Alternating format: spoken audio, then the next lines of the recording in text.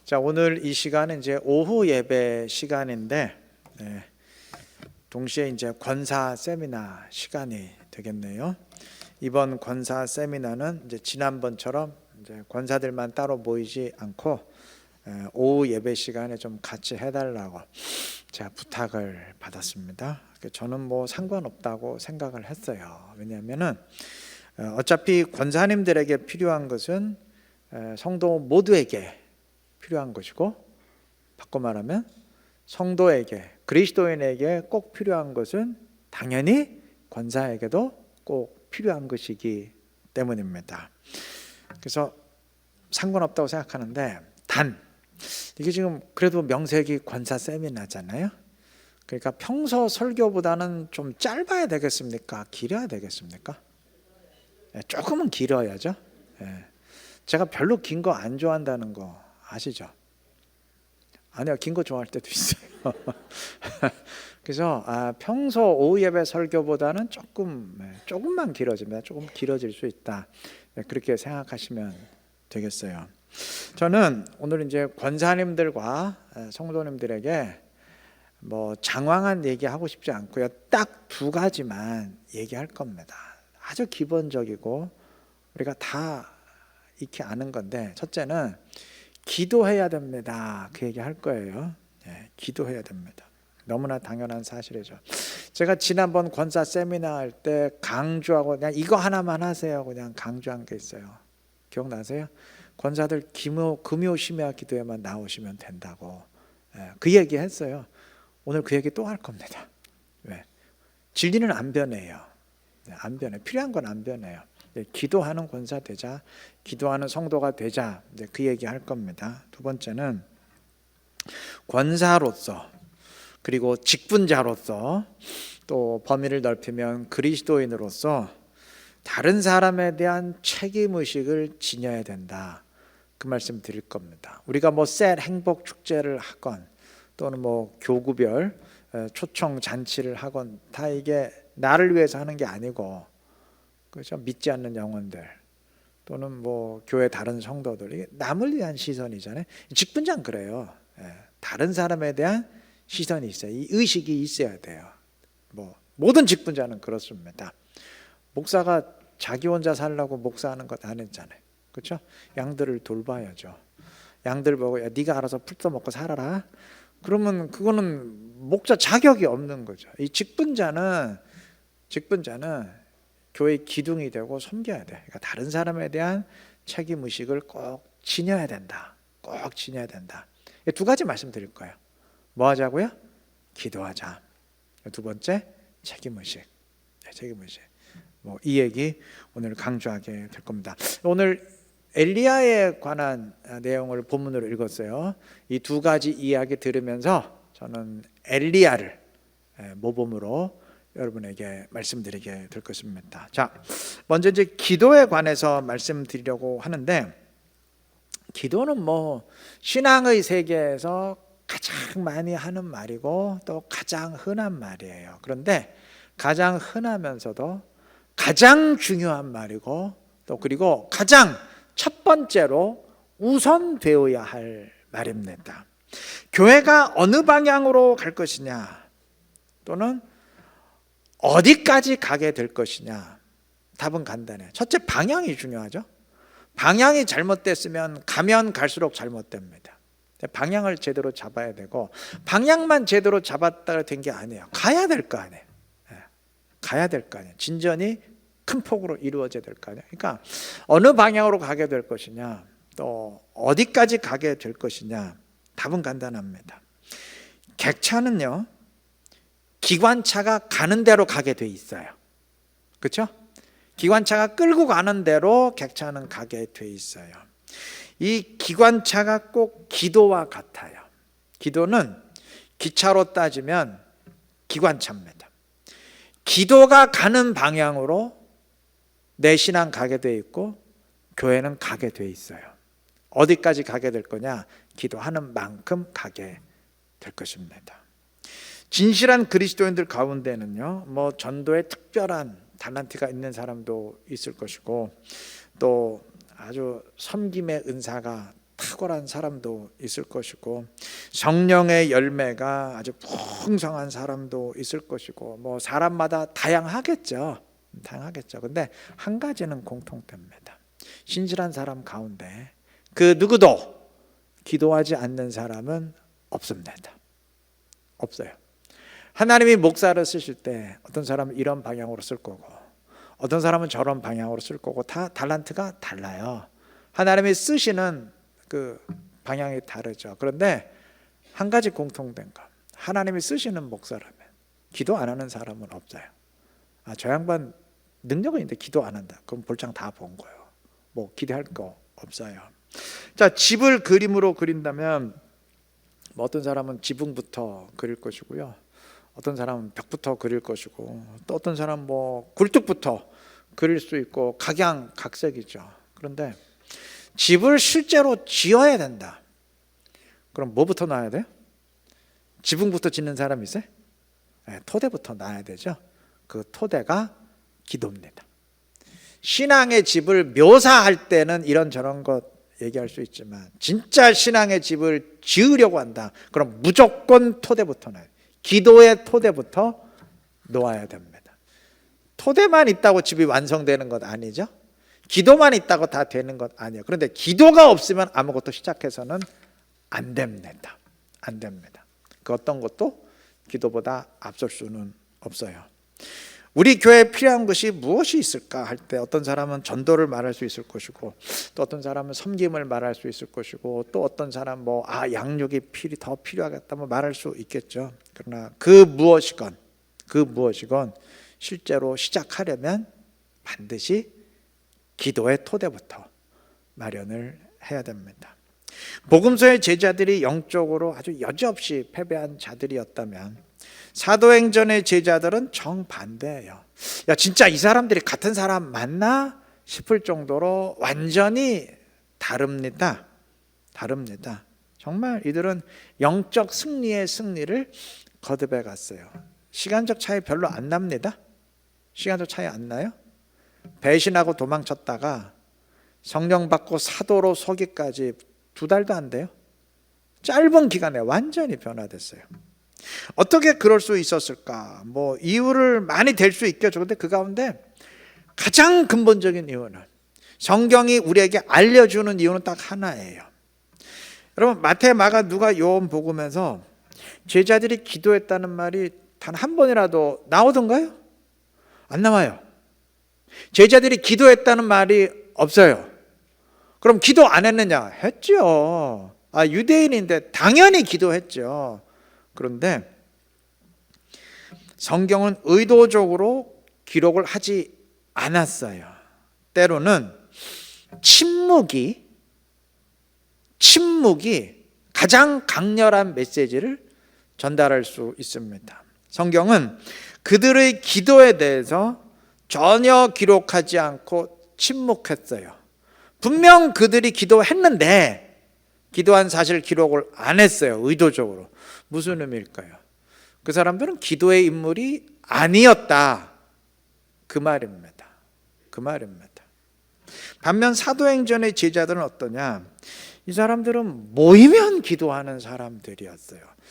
기도만 했겠어요. 다른 거 했겠지. 근데 의도적으로 성경은 그들의 기도를 아주 집중적으로 강조해서 표현했습니다. 벌써 1장부터 전심으로 기도했다 증언이 나오잖아요. 1장 14절 오로지 기도에 힘쓰니라. 오로지 정말 전심으로 기도에 힘쓰니라. 2장 42절 오로지 기도하기를 힘쓰니라. 강조했어요. 이들은 기도의 인물로 변화됐습니다. 거기서 결판이 난 겁니다.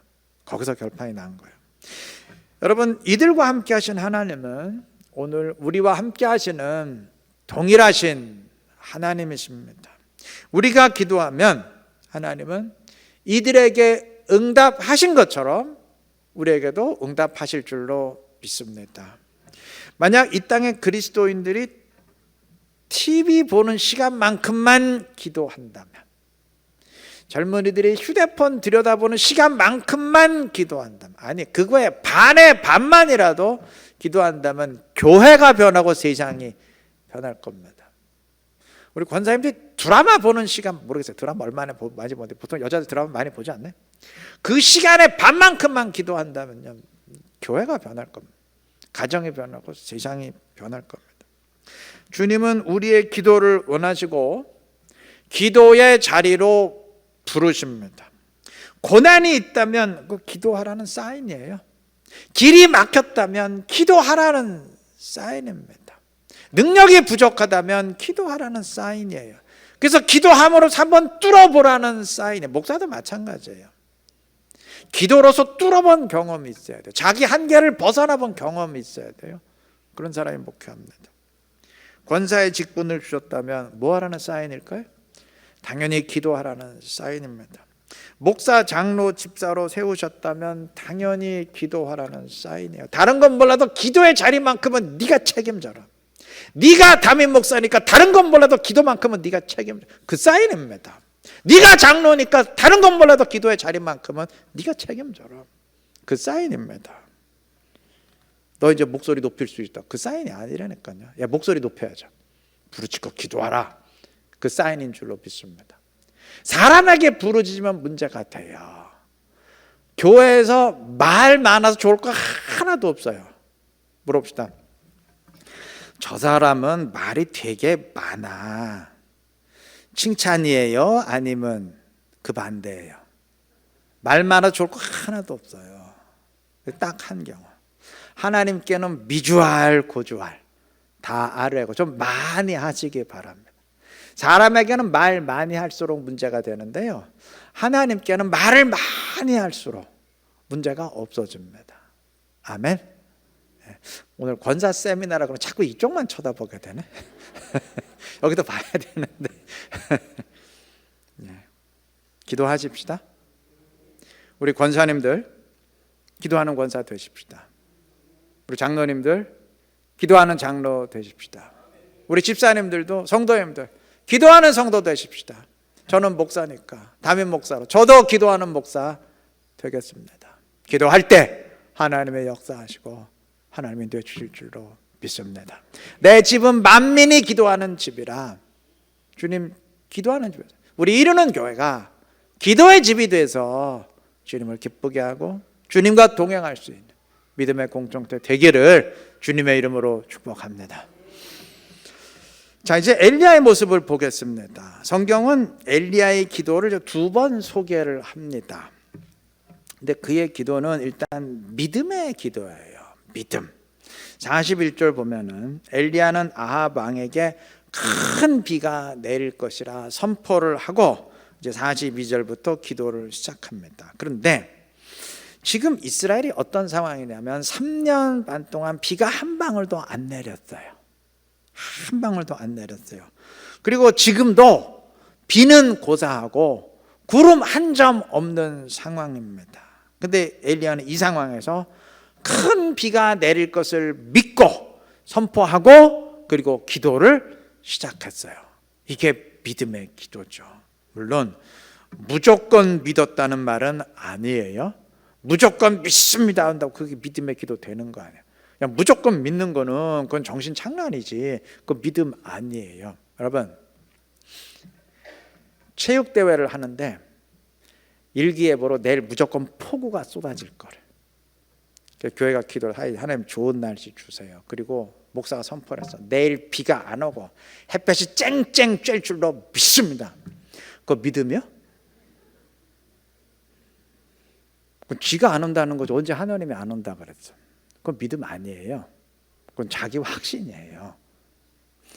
여러분, 엘리야가 비가 올 것이라 선포하고 그것을 위해 기도한 이유는 자기 확신이 있었기 때문이 아니고 하나님의 말씀이 있었기 때문입니다. 말씀이 없으면 믿음도 없어요. 하나님의 뜻이 없으면 믿음도 없습니다.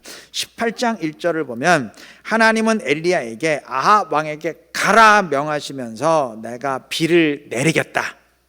가서 통보해라. 내가 비를 내릴 거다. 분명히 말씀을 하셨어요. 그래서 엘리야가 가서 비가 내릴 거다 통보를 하고 기도 시작한 겁니다. 그러니까 믿음이죠. 하나님이 말씀하셨으니까 그걸 받아들인 거예요. 전혀 비가 내릴 조짐 없어요.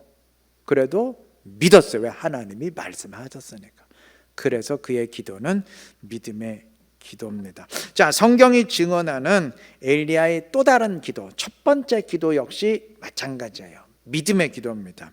첫 번째 기도는 이제 갈멜산에서 바알 선지자 850명과 대결했을 때 엘리야가 드린 기도인데, 이때 엘리야는 제단에 불로 응답해 달라고 간구해요.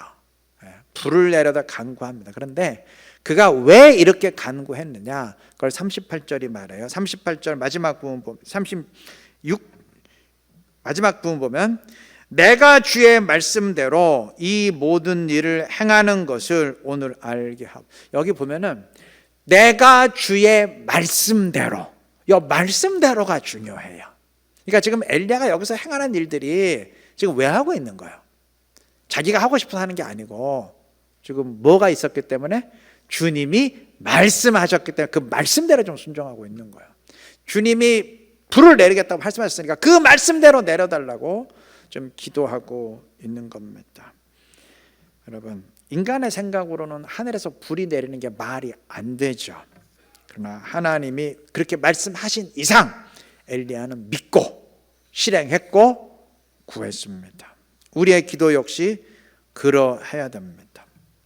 아무리 봐도 주님이 안 계신 것 같아요. 오늘 오전 설교가 뭐죠? 홀로 있을 때도 주님 앞에서 행해야 된다. 아무리 봐도 아무도 없어. 그러나 주님이 보신다 그랬잖아요. 주님이 아시잖아요.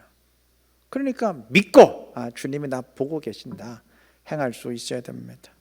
아무리 봐도 주님이 나를 인도하시는 것 같다는 느낌이 안 들어요. 그럼에도 주님이 우리를 인도하신다고 말씀하셨으니까 그 말씀 믿고 간구할 수 있어야 됩니다. 아무리 기도해도 하나님이 전혀 내 기도 듣는 것 같지가 않아요. 내가 원하는 대로 안 돼. 그래도 주님 말씀하셨잖아요. 들으신다고. 그럼 그 말씀 믿고 간구할 수 있어야 됩니다. 믿는 자에게 하나님 나라를 주시겠다 약속하셨어요. 그러니까 그 나라 소망하면서, 그 말씀대로 소망하면서 간구하며 살아갈 수 있어야 됩니다. 복음을 전하는 자에게 주님이 끝까지 함께 하시겠다고 말씀하셨어요. 그러니까 그 말씀 믿고 우리는 간구하며 복음 전할 수 있어야 됩니다. 이게 믿음이에요. 내가 원해서 기도하는 게 아니고 주님이 분명히 말씀하셨으니까 저는 그대로 하겠습니다. 믿고 간구하고 정말 기도한 대로 하는 것. 이게 믿음의 기도입니다. 믿음으로 간구할 수 있는 우리 모두 되시기를 바랍니다. 자, 그다음에 이제 엘리야의 기도는 하나님의 영광을 위한 기도예요. 다른 말로 하면 주님의 뜻이 이루어져요. 주님의 뜻을 위한 기도입니다. 엘리야는 37절에서 이렇게 기도해요. 여호와여, 내게 응답하옵소서. 이 백성에게 주 여호와는 하나님이신 것과 주는 그들의 마음을 되돌이키심을 알게 하옵소서. 이 기도의 목적을 딱 줄이면 하나님이 하나님 되심을 증명해 달라는 간구입니다. 여호와만이 참 하나님이심을, 지금 뭐 바알도 섬기고 아스라도 섬기고 뭐 난장판이거든요. 근데 오직 여호와만이 참 하나님이심을 분명히 보여주심을 통해서 이 갈팡질팡하는 이스라엘이 다시 여호와만을 섬기는 이스라엘이 되게 해달라고 지금 간구하는 겁니다. 그가 갈멜산에서 바알 선지자들과 대결한 이유가 바로 이 때문입니다. 엘리야는 자신을 증명하기 위해서 이 일을 벌인 게 아니에요. 그는 하나님이 하나님으로서 존중받고 하나님이 하나님으로서 영광 받으실 수 있도록 그것을 위해서 이 일을, 영적 대결을 기획했고 기도한 것입니다. 사도행전 4장의 증언에 따르면 사도들은 복음을 전하다가 공회에 체포돼서 풀려났죠. 근데 풀려난 뒤에 이들은 이렇게 기도합니다. 사도행전 4장 29절. 주여, 이제도 그들의 위협함을 굽어보시옵고 또 종들로 하여금 담대히 하나님의 말씀을 전하게 하여 주시오며. 자, 웬만하면 지금 감옥에 들어갔다 풀려났잖아요. 그러면 지금 공회 위협이 있으니까 우리를 좀 보호해 주시고 다시는 체포당하지 않도록 해 주십시오. 뭐 이렇게 간구할 것 같은데 이들의 기도는 달라요. 담대히 하나님의 말씀을 전하게 해 주십시오. 이렇게 기도해요. 왜 그랬을까요? 이들의 초점은 자기들의 안전이 아니에요. 지금 이들이 두려워한 것은 공회가 아니에요. 근데 이들에게 두려운 게 있었어요. 지금 공회처럼 핍박이 있으니 자칫하면 우리 마음이 약해져서 야, 이런 상황에서 우리가 복음 전하면 안 되지. 또 감옥에 들어갈라. 그래서 마음이 약해져서 복음을 전하려는 마음이 사라질까 봐, 위축돼서 굴복할까 봐, 그런 일이 없도록, 말씀을 전하는 일이 지장받지 않도록 담대히 복음 전하게, 지금처럼 계속 담대히 복음 전하게 해달라는 간구입니다. 하나님의 뜻을 이루기 위한 간구죠. 그 다음에 사도들이 또 무엇을 구하냐면 30절 보면은 손을 내밀어 병을 낫게 하시옵고 표적과 기사가 거룩한 종 예수의 이름으로 이루어지게 하옵소서 간구합니다. 여기서 손을 내밀어 병을 낫게 한다는 것은 우리가 손을 내밀 때 능력이 나타나게 해주십시오, 그 얘기가 아니고, 원어상으로는 주님이, 그러니까 우리가 기도할 때 주님이 직접 손을 내밀어서 주님의 능력이 나타나도록 해달라는 간구입니다. 여기까지만 봐도 이들의 기도는 우리에게 감동이 돼요. 그런데 이들의 기도를 보면요, 이거보다 한 계단 더 수준이 높아요. 이들이 이렇게 간구하는 이유가 있어요. 그걸 성경이 증언합니다. 자, 그 이유가 그 앞에 4장 25절과 26절에 나타나는데, 사도들은 여기서 성경 시편 말씀을 인용합니다. 어찌하여 열방이 분노하며 족속들이 허사를 경영하였는고. 그러니까 많은 권세자들이 헛된 일을 할 것이라는 말이에요. 이게 성경의 예언이에요. 많은 권세자들이 헛된 일을 하게 될 것이다. 근데 그 헛된 일이 뭐냐면은, 그 다음 26절에서 인용하는 말씀이에요. 세상의 군왕들이 나서며 관리들이 함께 모여 주와 그의 그리스도를 대적하도다. 그러니까 권세자들이 그리스도를 대적해요. 근데 그 일이 어떻게 될 거라고? 헛된 일이 될 것이라. 세상의 대적들이 그리스도를 대적하는 일이 헛된 일이 될 것이다. 이게 성경의 예언이에요. 지금 사도들은 그 성경 말씀을 인용해요. 그리고 기도하는 겁니다. 아까 봤죠? 이렇게 해달라 기도하는 겁니다. 자, 그러면 사도들이 왜 말씀을 담대히 전하게 해달라고 간구했는지 이해가 되실 겁니다. 세상의 권세자들이 예수 운동을 다 없애버리기 위해서 예수를 십자가에 잡아 죽였고 그를 믿는 자들을 지금 핍박하고 있어요. 그런데 그럼에도 주님의 말씀이 담대히 증거되어서 그의 운동이 널리 확산되고 예수의 손이 직접 능력을 행해요. 그럼 이렇게 될까? 지금 예수를 핍박하고 대적한 권세자들의 모든 노력들이 다 허사가 되는 거잖아요. 예수를 죽였어요. 끝난 줄 알았거든. 이게 더 확산돼. 예수는 죽였는데 예수의 손이 계속 능력을 행하고 예수의 운동은 더 확산이 돼. 그럼 이게 죽인 줄 알았는데 모든 노력이 다 허사가 되는 거죠. 그래서 간구하는 거예요. 그 다음에 아까 말씀드렸듯이 사도들은 위협과 핍박을 없애달라고 간구하지 않았어요. 이유를 아시죠? 시편 말씀이 예언을 했어요. 세상의 권세자들이 주와 그리스도를 대적할 것이다. 그런데 그 모든 일이 다 허사가 될 것이다. 이게 성경의 말씀이거든요. 그러니까 이들은 핍박을 없애달라고는 기도할 수가 없었어요. 그건 말씀을 취소해달라는 얘기잖아요. 분명히 말씀이 예고했잖아요. 세상의 권세자들이 그리스도를 대적할 것이다. 그런데 허사가 될 거다. 근데 아예 대적 자체가 없게 해달라고 간구한다면 그 말씀을 없애달라는 얘기잖아요. 말씀을 취소해달라는 얘기잖아요. 그래서 그렇게는 기도할 수가 없었어요. 이들은 기도하는 거예요. 말씀대로 해 주십시오. 대적할 것이지만 허사가 되라고 예언했으니까 우리를 통해서 주의 손에 능력이 나타나게 하시고 더 담대히 복음이 전파됨으로써 대적에도 불구하고 그리스도 복음이 더 확산됨으로써 주님 말씀처럼 정말 그들의 대적이 허사가 되게 하여 주옵소서 그렇게 간구를 한 것입니다. 여러분, 이게 기도고 이게 신앙입니다. 우리의 기도 역시 그러해야 됩니다.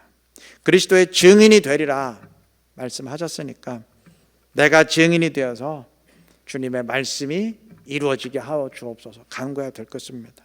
그가 내 안에 내가 그 안에 거하면 사람이 열매를 많이 맺나니 라고 주님이 말씀하셨으니까 정말 내가 주님을 내 안에 모신 그리스도인이 되어서 열매를 풍성히 맺음으로 주님 말씀이 이루어지게 하여 주옵소서.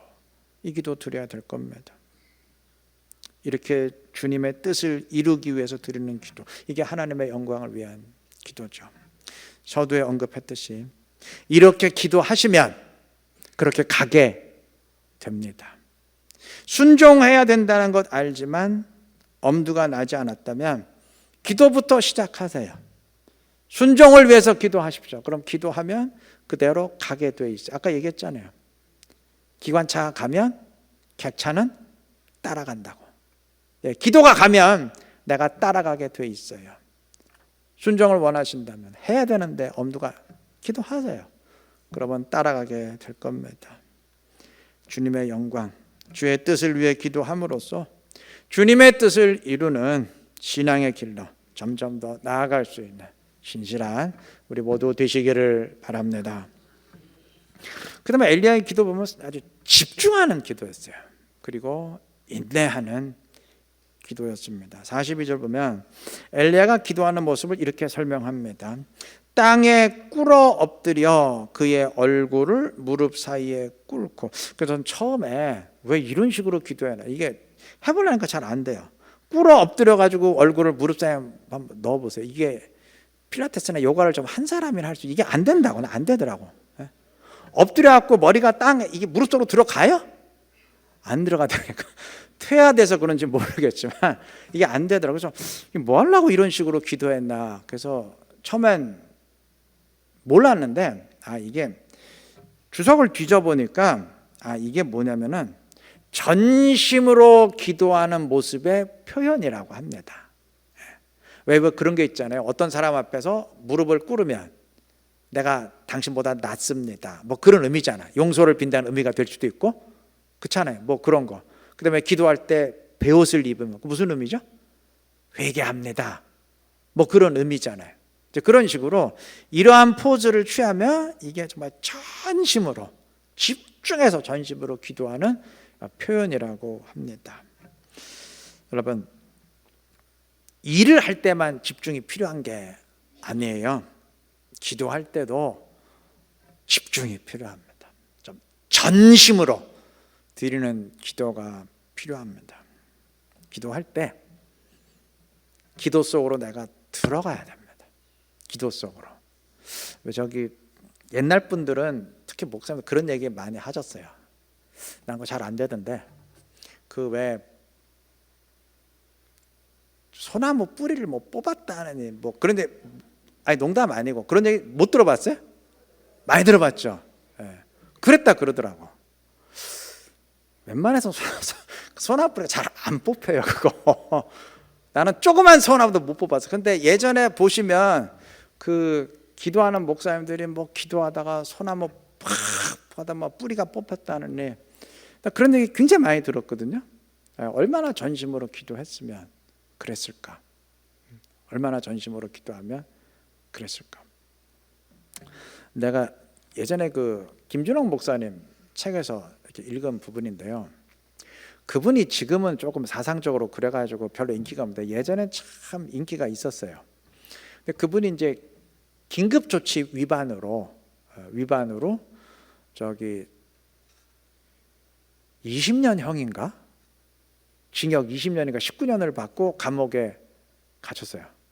그러다가 이제 몇 년 만에 이제 가석방 돼서 나오신 거죠. 근데 감옥에는, 그 당시 감옥에는 난로가 없습니다. 그럼 그 추운 겨울에 난로도 없고, 그럼 감옥에 있으면 얼마나 춥겠어요. 추울 것 같죠? 안 가봤지만 우리가 얼마나 춥겠어요. 그러니까 너무 춥다 보니까 감옥에서는 책도 없어요. 근데 성경은 허용이 됩니다. 너무 춥다 보니까 이분이 성경을 읽으면서 무슨 단어를 찾았냐면 불을 찾았어요. 불. 너무 춥다 보니까 그냥 그 글자로도 불이 그리워서. 그래서 이렇게 해서 여기 또 불이 있구나. 또 여기 불이 있구나. 여기 또 불이 있구나. 계속 읽어 나갔답니다.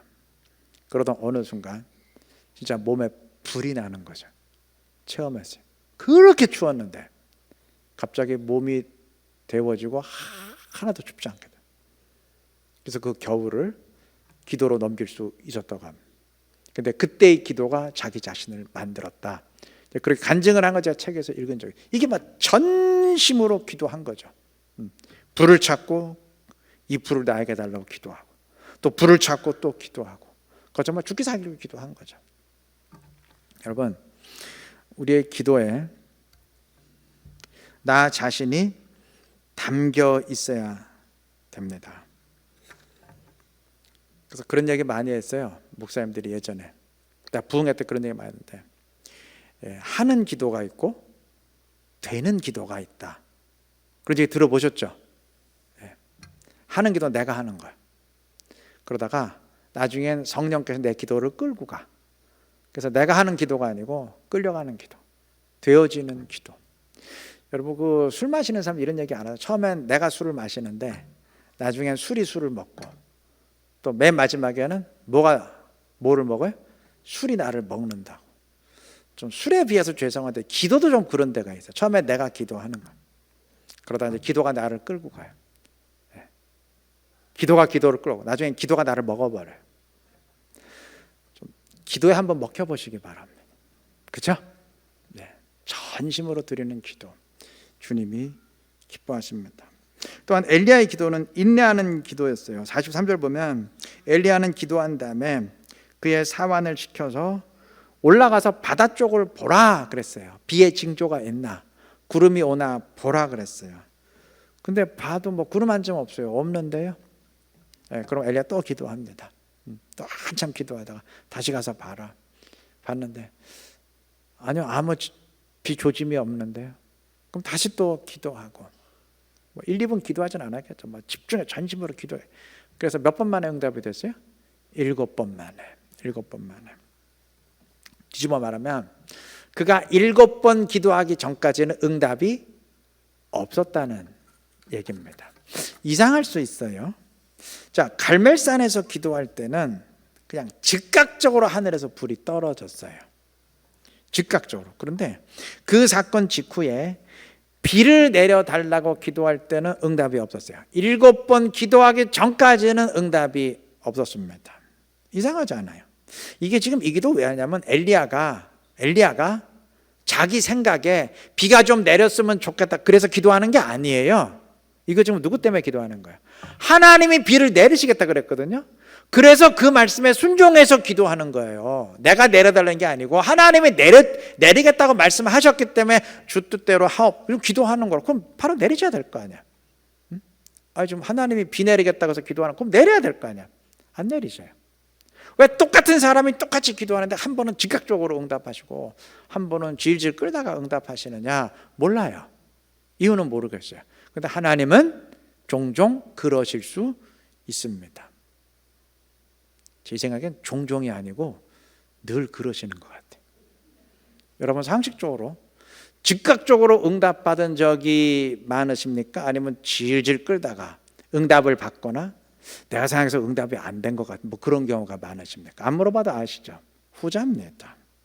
예레미야 33장 3절에서 하나님은 내게 부르짖으라, 내가 네게 응답하겠고 약속하셨는데, 여기 부르짖으라라고 번역된 히브리어의 뜻은 끝장을 보란 얘기예요. 아주 끝장 기도를 하란 얘기예요.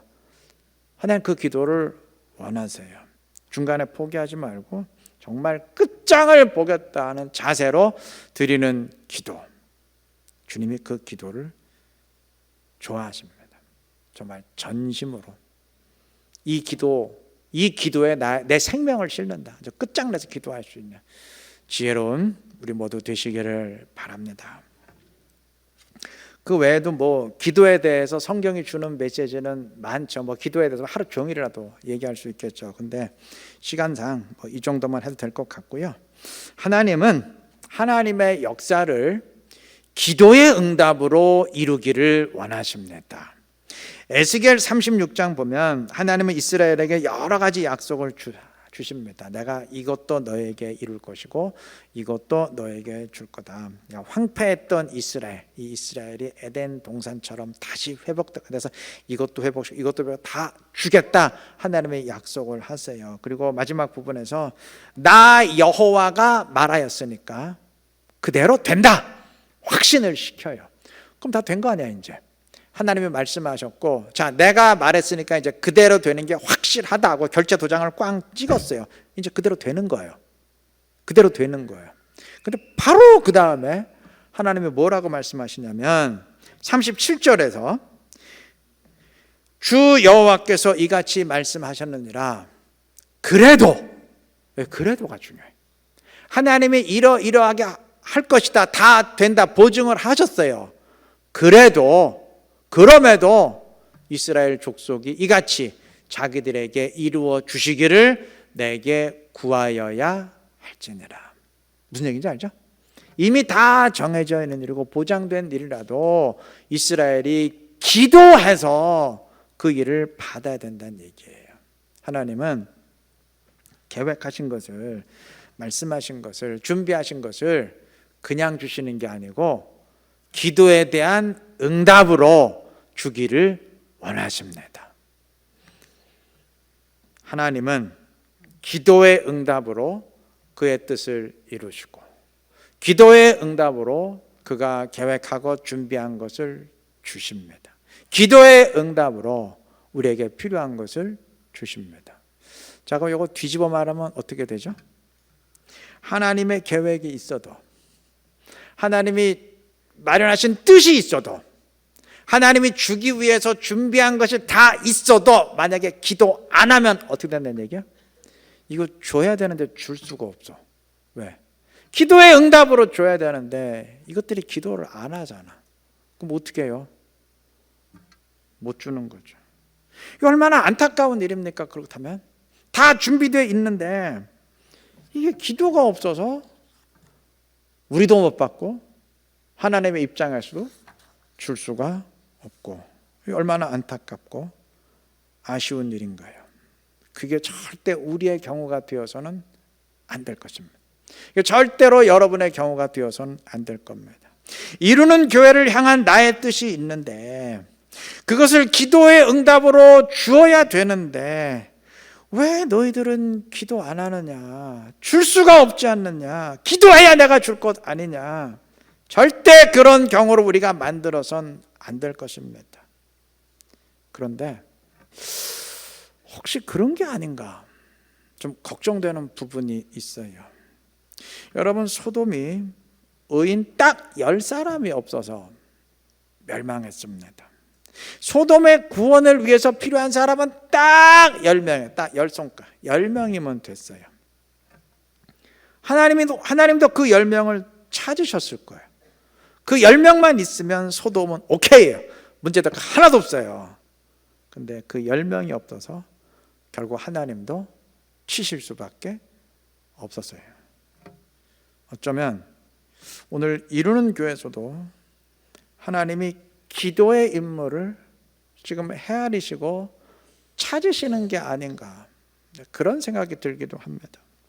우리 교회 권사님들만 금요 심야 기도에 참석하거나 또는 뭐 새벽 기도 나오시면 제일 좋고, 근데 새벽 기도는 매일 나와야 되니까 그게 너무 힘들다면 금요 심야는 딱 하루잖아.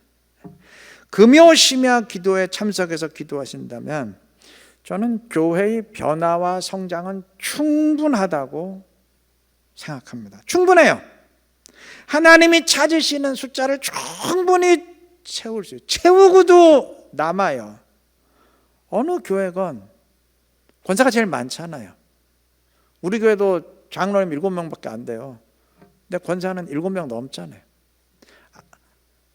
왜 웃으세요? 안수 집사 돼봐야 몇 명 되게, 권사가 훨씬 많잖아요.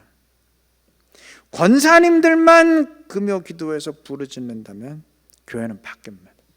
주님이 엘리야의 제단에만 성령의 불을 내린 게 아니고 우리의 제단에 성령의 불을 붙이실 것이고 그 불이 옮겨 붙게 될 겁니다. 그런데 의인 10명이 모자랐듯이 지금 우리 교회 그 숫자가 모자라는 게 아닌가, 그러한 느낌도 들어요. 채우십시다. 권사님들이 채우십시다. 권사님들이 채우십시다. 그러면 주님이 역사합니다. 진리는 먼 데 있지 않아요? 이것만 하면 돼요. 그럼 그 다음부터는 기도가 끌고 갑니다. 그 불이 끌고 가요. 뭘 해도 되게 돼 있어요. 이게 되면 그 다음부터 뭘 해도 되게 돼 있어요. 가끔 이렇게 세미나 하면 교회들이 모여요. 그래서 어느 교회가 뭐 이렇게 크게 열매를 맺으면 그 교회 한다고 세미나 참석하고, 내가 보니까 다 의미 없어요. 그 교회는 그 세미나 때문에 된 게 아니고, 그 프로그램 때문에 된 게 아니고, 뭘 해도 되는 교회예요. 여러분, 어떤 애가 전국 1등을 해. 전국 1등을 해. 그래서 전국 1등하는 학생, 걔가 쓰는 참고서를 나도 써야겠다. 그러니까 내 참고서를 걔가 쓰는 참고서로 바꿨어. 뭐 달라져요? 걔가 쓰는 모자를 내가 쓴다고 머리가 변해? 걔는 이 참고서를 써서 전국 1등 하는 게 아니고 뭘 써도 1등 할 애예요. 왜? 기본 능력이 되는 거예요. 그렇잖아요. 내 말이 틀려요? 여러분, 되는 교회는 뭘 해도 돼요. 그 프로그램 때문에 된 게 아니고 뭘 해도 된다고. 근데 거기서 어디서 결판이 나느냐? 가장 중요한 건 기도예요. 기도의 능력이 됩니다. 기관차 굴러가면 끌려가게 돼 있는 겁니다. 이걸 바꿔 말하면요, 이게 안 되면요, 뭘 해도 안 됩니다. 뭘 해도 안 돼요. 부지런히 프로그램만 바꿔요. 바꿔도 안 된다니까요. 바꿔도 안 된다니까요. 주님의 뜻이 기차라면 기도는 철도예요. 철도가 안 깔려 있어요. 그러면 기차 아무리 바꿔봐 갈 수 있나? 갑니까? 철도가 없는데 기차가 어떻게 달려요? 기차는 확실해요. 근데 문제는 철도예요. 우리의 기도의 철도입니다. 기차도 있고요, 그 기차를 끌고 갈 기관사도 있어요. 하나님이 끌고 가십니다. 하나님의 기관사예요. 근데 문제는 철도예요. 우리가 기도는 안 하고, 우리도 멋진 기관차 있었으면 좋겠다, 멋진 객차 있었으면 좋겠다, 이게 입맛만 다실 때가 있어요.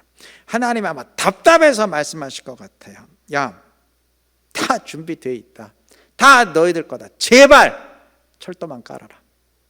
기차도 있고 기관사도 있고 다 있는데 제발 철도만 좀 깔아라. 그러면 내가 운전하고 갈 테니까. 철도는 안 깔고 쓸데없는 것만 얘기하고 있느냐, 아마 지적하실지 모르겠어요. 여러분, 기도하면 하나하나 다 풀리게 될 줄로 믿습니다.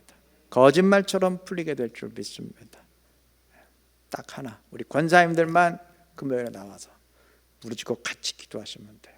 그럼 그 숫자가 되면요, 옮겨 붙어요. 그럼 그 다음부터 다 되게 돼 있습니다. 다 되게 돼 있습니다. 결단하고 기도할 수 있는 우리 권사님들, 장로님들, 우리 모든 성도님들 되시기를 바랍니다. 여기서 끝냈으면 좋겠어요. 그냥 딱 하나만 생각하면 돼. 근데 하나만 얘기하면 좀 아쉬우니까 짧게 또 하나만, 아까 얘기했잖아요. 2가지 얘기한다고. 괜히 2개 얘기해서 시산 분선시켜서 뭔 얘기했지 이럴까 봐 걱정이네. 딱 여기서 끝냈다. 오늘 뭐 하자 그랬어요? 기도하자. 기도하자 그랬죠? 금요시면 나와서 기도하자. 정말 좋은 거. 새벽까지 나오고 기도하자. 그러면 더 좋고. 근데 매일 나오는 새벽까지는 조금 그렇고, 내가 그냥 하십시오 얘기하기가 좀 저도 마음이 약해서. 목사야 뭐 교회만 있는 사람이죠. 여러분 또 생활하셔야 되니까. 그러나 금요일은 딱 하루잖아. 하루 기도 1시간 기도잖아요. 가능하면 다 나와서 기도할 수 있는 우리 권사님들, 성도님들 되시기를 바랍니다. 지금까지 기도에 대해 말씀드렸는데, 다음에 말씀드릴 것은 짧게 얘기할게요. 다른 사람에 대한 책임 의식입니다. 직분의 뜻은 섬김이에요. 섬김. 직분의 뜻 자체가 섬김. 여러분, 집사의 뜻이 뭔지 아세요? 섬김이요. 섬김. 그러면 섬김은 다른 사람을 향한 거예요. 내가 나를 향한, 그건 섬김이 아니잖아. 그건 나를 높이는 거지. 그죠? 다른 사람을 높이고 다른 사람의 필요를 채우고 그게 섬김이에요. 직분자의 뜻은 섬김입니다. 섬김의 책임에는요, 육적인 섬김의 책임도 있고요, 영적인 책임도 있어요. 예를 들어 가난한 자를 돌보고 삶의 문제에 직면한 사람, 또 병에 걸린 사람 이렇게 돌보는, 이거 육적인 섬김이죠. 그렇잖아요?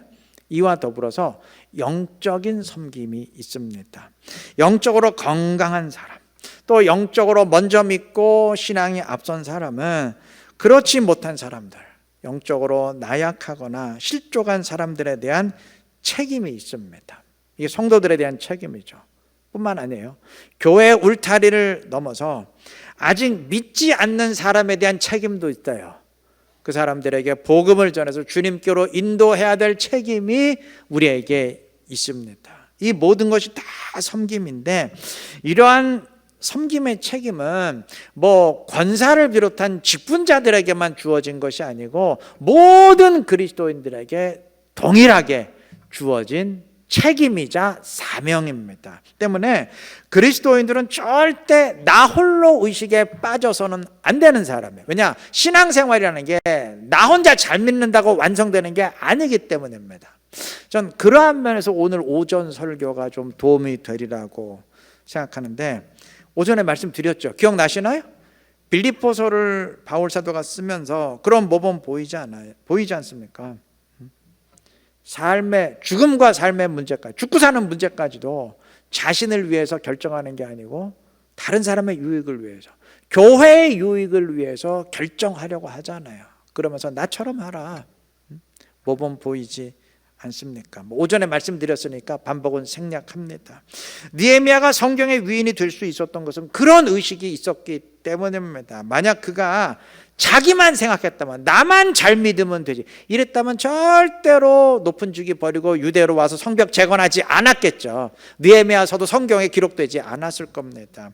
에스더에게 만약 다른 사람에 대한 책임 의식이 없었다면 죽으면 죽으리이다 그러고 아하수에로 왕에게 나갔어요. 미쳤어요? 지금 왕비인데 올라갈 때까지 다 왕비보다 더 높은 여자 없잖아요. 그 정도면 됐지 뭘 더 바래. 그냥 이대로만 가자 그랬겠죠. 아까 소돔이 심판받은 것 언급했는데, 의인 10명은 절대 많은 숫자 아닙니다. 그 땅의 롯이 자기 가족이나 몇 명만 책임졌어도 충분한 숫자예요. 아니 뭐 가족이 안 되면 자기 수하에 굉장히 많은 종들이 있었을 거예요. 아브라함도 자기 사병이 300명이 넘었으니까, 롯은 더 많았으니까, 더 부자였으니까.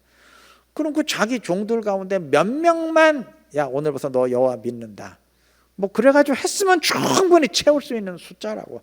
근데 롯에게는 그런 의식이 없었어요. 내가 다른 사람의 영적 문제까지 책임진다, 이런 의식 자체가 없었어요. 그 결과는 소돔의 멸망입니다. 그런데 소돔이 불로 심판받을 때 롯은 빈손으로 도망쳐야 됐습니다. 뭐 가축도 가져갈 수 없잖아요. 롯이 애굽에 갔다 오면서 바로로부터 재물을 받아서 아브라함도 부자 되고 롯도 부자가 됐어요. 그런데 더 큰 부자가 되기 위해서 소돔을 택하고 아브라함과 결별했던 것인데, 소원대로 더 큰 부자가 된 게 아니고 완전 거지가 됐어요. 다 불타 없어지고 말았으니까. 롯은 소돔 땅을 살면서 뭐 나만 잘 살면 되고, 나만 여호와의 복을 받으면 되고, 나만 하나님 섬기면 되지, 뭐 이렇게 생각했을 거예요. 그런데 자기만 생각했던 결과는 소돔만 멸망한 게 아니고 롯의 것도 다 사라지는 비극이었습니다. 이게 우리에게 던져주는 경고의 메시지입니다. 자, 엘리야를 보십시다. 열왕기상 17장에 의하면, 그 전장에 의하면 하나님은 엘리야를 그리 시냇가에서 머물게 하셨어요. 그때 까마귀들이 먹이를 공급해 줬죠. 이어서 시돈 땅에 있는 사르밧 과부의 집으로 엘리야를 보냈습니다. 그곳에서 엘리야는 참 기가 막힌 일을 해야 됐어요. 마지막 남은 음식을 먹고 이제 죽으려는 그 사르밧 과부와 아들에게 그 음식을 나에게 대접하라 라고 말해야 됐어요. 하나님의 뜻에 따라서. 참 엘리야도 그 말 꺼내기 힘들었을 거예요. 이제 마지막 남은 거 먹고 죽으려는데 그거 너들 먹지 말고 나 줘야 돼. 그럼 그 여인의 심정이 어땠을까요? 이런 인간이 있나? 그랬겠죠. 근데 엘리야는 선포해야 되죠. 하나님의 말씀대로 선포했습니다. 자, 그 여인이 여호와의 말씀을 믿고 순종하면, 여호와의 말씀대로 순종하면 가루와 음식이 떨어지지 않도록 하나님이 보호하실 거예요. 풍족히 살 겁니다. 근데 만약에 당신이나 여호와 믿으세요, 말이 되는 소리를 해요 하면서 그 말씀을 거부하면 한 끼는 더 먹을 수 있어요. 그죠? 그거 자기가 먹을. 근데 그 뒤엔 어떻게 되죠? 진짜 굶어 죽게 됩니다. 자기들이 이거 먹고 굶어 죽겠다고 각오했잖아요. 그대로 될 것입니다. 근데요, 문제는 그걸로 끝나는 게 아니에요. 만약에 그렇게 된다면요, 이거는 그 과부와 아들의 죽음으로 끝나는 게 아니에요. 여기는 지금 그리시네가가 아닙니다. 다시 말하면 까마귀가 음식을 이게 내가 영어 하는 것도 한국말 하는데 왜 이렇게 까마귀가 음식을 물어다 주는 그런 곳이 아니라고요. 여기서는 까마귀가 없어요. 이제 그 단계는 지났어요. 이제는 사르밧 과부가 까마귀 역할을 해야 돼요. 사르밧 과부가 하나님의 말씀대로 순종함으로써 양식이 무궁무진하게 넘쳐나게 되고, 그래서 그 양식을 엘리야에게 먹여야 됩니다. 그러니까 사르밧 과부가 까마귀 역할을 해야 돼요. 근데 만약에 그 까마귀가 굶어 죽으면 어떻게 되죠? 엘리야도 같이 굶어 죽게 돼 있어요. 문제가 심각해요. 그리시네가에서는요, 엘리야 혼자만 순종하면 됐어요. 자기만 잘 믿으면 됐어요. 근데 지금의 상황은 달라요. 엘리야만 순종한다고 되는 게 아니고 사르밧 과부 역시 하나님의 말씀을 믿고 순종하도록 이끌어 줘야 됩니다. 죽이든 말든 그렇게 만들어놔야 돼요. 그래야 그녀도 살고 나도 사는. 그녀가 죽으면 나도 똑같이 죽어요. 아마 엘리야는 정신이 번쩍 들었을 겁니다. 번쩍 들었을 거예요. 야, 이게 나만 순종한다고 되는 게 아니구나. 이 여인도 순종하도록 내가 이끌어야 되는 것이구나. 분명히 깨달았을 겁니다. 여러분, 이게 신앙의 단계입니다. 신앙의 첫 단계는 내가 온전히 서고 순종하는 단계예요. 이건 그리시네가 단계예요. 근데 여기서 한 단계 더 올라가야 돼요. 이것에 만족하면 안 돼요. 그 다음 단계는 뭐냐? 나만 순종한다고 되는 게 아니고, 나만 잘 믿는다고 되는 게 아니고, 내 주변 사람도 나를 통해 순종하도록 이끌어야 됩니다. 우리 교회만 잘 믿고 복 받으면 돼, 이게 아니고, 이 교회를 통해서 다른 사람도 주님을 만날 수, 우리가 책임을 져야 됩니다. 그때 나도 살고 그 사람도 살아요. 제가 언젠가 이 예화를 들었던 것 같은데, 그 사랑의 교회가 지금도 하는지 모르겠는데, 예전에 1년에 한 번씩 뭐 대각성 운동인가 대각성, 그러니까 우리식으로 하면 세렝복 축제예요. 전도 축제를 해요. 1년 동안 기획해서 딱 10월인가 10월 딱 하루 해요. 그럼 주변의 교회들이 욕을 많이 한대요. 그냥 저렇게 큰 교회가 뭐 또 욕심이 많아가지고 그렇게 성도들 긁어가려고 저렇게 전도하느냐고 막 욕을 한대요. 근데 그때 이제 오카논 목사님이 이제 살아계실 때, 우리 때문에 하는 게 아니래요. 우리도 욕먹기 싫대요. 근데 왜 하느냐? 우리가 전도의 사명을 감당하지 않으면 우리 영이 죽는다. 저들만 죽으니까 내가 죽는다. 그래서 한다는 거예요. 저는 그 말이 사실이라고 믿어요. 근데 그 말 또 비판하는 사람이 있어. 교인 느린다고 전도한다고 욕먹으니까 저렇게 좀 핑계대는 거라고, 뭐 그것도 욕하는 사람이 있더라고. 제가 이 얘기도 했던 것 같은데, 어느 권사님이 지금은 아파트 돌아다니면서 전도 못해요. 들어가지도 못하고 민원 들어와서 큰일 납니다. 근데 예전에 다 집집마다 문 두드리면서 전도했잖아. 그죠? 우리 집도 매일 오는 사람 있고 여호와의 증인하고 뭐 어쩌고저쩌고 하여간 지겨울 정도로 참 있었어요. 지금도 그런가 모르겠네. 근데 제가 어느 권사님이, 그분도 사랑교회 권사님인 것 같아요. 옥하는 목사 얘기했으니까 들어서 아는, 집집마다 이렇게 전도를 하니까 한 집에서 자꾸 오니까 짜증이 나갖고 이렇게 남의 집 배를 누르고 그냥 막 문을 확 열고 소리를 지를 때 어떤 여자가 나와서 딱 봤는데 세상에 자기 회사 사장님 사모님이요. 아니 사모님이 어떻게? 사모님이 전도하러 다니다가 만난 거예요. 그 사장님 사모님 뭐가 아쉬워서 전도했겠어요? 옥 목사님 말로는 자기 영이 죽지 않기 위해서 전도한다. 뭐 그런 얘기 제가 들었던 것 같아요. 여러분, 전도는 그 사람을 위한 것이면서 엘리야가 이 사르와 과부가 하나님의 말씀에 순종하도록 만드는 것은 이 과부를 살리기 위함이에요. 그래야 이 과부 집이 굴먹지고 살아요. 근데 그 여인만 살리기 위함이 아니에요. 이 여인 죽으면 자기도 죽는다고.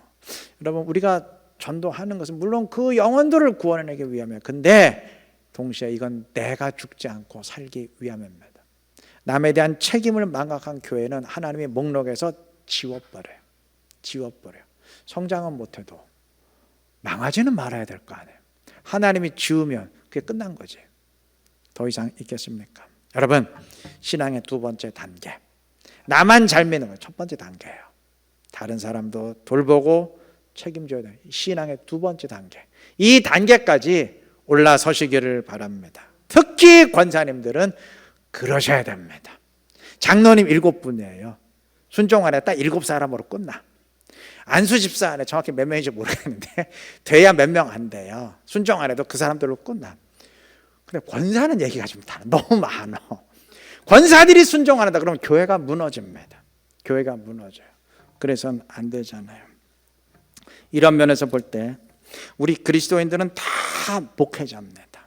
이제는 뭐 성직자, 평신도의 구분이 없는 만인 제사장 시대이기 때문이기도 하지만 우리 모두에게 다른 사람들을 돌볼 책임이 있기 때문입니다. 이게 목회잖아요. 다른 사람들을 돌보, 영적으로 책임지고 돌보, 이게 목회자 아닙니까? 그게 목자의 책임 아닙니까?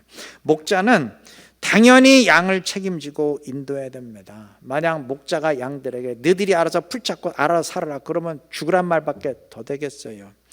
교인 가운데에는 신앙이 연약한 성도도 있고 또 예수를 처음 믿는 성도도 있고, 다행히 오늘은 예수 처음 믿으시는 분이 없더라고, 등록 신자가. 이게 다행이 아니지 사실은. 예수 처음 믿는 사람이 들어와야 어쩌면 더 교회가 복될 수도 있죠. 처음 믿으시는 분들도 있고요. 또 실족해서 교회와 멀어진 분들, 우리도 코로나 거치면서 실족한 사람이 상당히 많아요. 벌써 예배 출석 인원이 처음에는 한 200명 줄었다가 지금은 그래도 많이 회복이 돼서 좀 격차가 줄어들었지만, 그것도 새 신자가 들어와서 채운 거 계산해 보면은요, 이게 지금 실족한 사람이 수두룩해요. 아니, 교회 밖을 벗어나가면 예수를 모르고 죽어가는 영혼들이 가득합니다. 그런데 만약에 그들에 대한 책임의식 없이 아유 뭐 난 모르겠고 당신들이 알아서 믿어라, 이건 죽으란 말밖에 안 되는 겁니다. 다른 사람에 대한 책임의식 꼭 지니시기를 바랍니다. 아마 속으로 이렇게 말씀하시는 분 있을 거예요. 목사님, 나는 지금 나 하나 건사하기도 힘들어서 지금 나 하나 신앙생활하는 것도 제대로 못해서 지금 헤매고 있는데 뭐 어떻게 남까지 나도 지금 제대로 서지 못했는데 남을 지탱하다가 이거 뭐 바로 쓰러집니다. 제가 방법 하나 알아드릴게요. 남을 책임지세요. 그러면 내가 확실하게 서게 됩니다. 그게 가장 확실하게 나를 세우는 방법이에요. 아시겠습니까? 네, 기도가 막혔어요? 뭐 성령에 관심이 없어요? 뭐 헌신이 싫어요?